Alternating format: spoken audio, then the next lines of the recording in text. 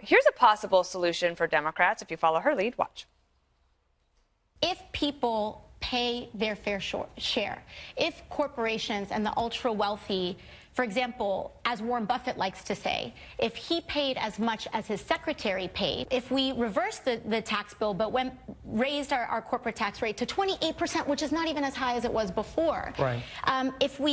If we do those two things and also close some of those loopholes, that's $2 trillion right there. If we implement a carbon tax, that's an additional amount of a large amount of revenue that we can have. Just last year, we gave the military a $700 billion budget increase, which they didn't even ask for. What we need to do is reprioritize what we want to accomplish as a nation.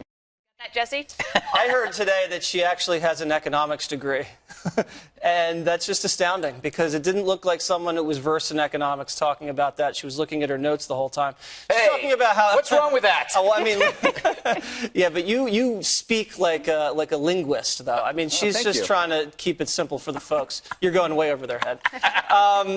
I think what she's saying is, you know, we can pay for free health care if we do this and they do this and we do this. And if we do this, it's going to raise $2 trillion. Well, guess what? It's going to cost $30 trillion for free health care. So she's not even close to paying for it. I mean, I do think she's a nice person and she means well, but I don't think she knows anything about economics. And, you know, I'm impressed that she's asked about it. Didn't she answer the question? I don't think she did. How are you going to pay for it? Well, what she said quite clearly was you guys instead prioritize tax cuts to the point that you'll drive up the deficit. And then, you know, Trish over here says to me, all of a sudden, liberals care about deficit. Well, I'm just telling you, her solution the deficit doesn't pay for it. Well, I'm just saying, if you said it's more important for us as an American people to take care of those who are ill, who've had pre-existing conditions, than to put more money in the pocket of the rich. Juan, it's like someone saying, you know, how are you going to pay for this BMW? And she goes, oh, here's $500. I mean, a BMW costs at least 35 grand. Well, I'm telling you right now, you can have added money if you were to say, you know what, here's our priority. We want to take care of people who are ill. Well, maybe in our she America. just said if we had an investment. All right. Greg's got the last word. All right. Here's the issue. Nothing that she says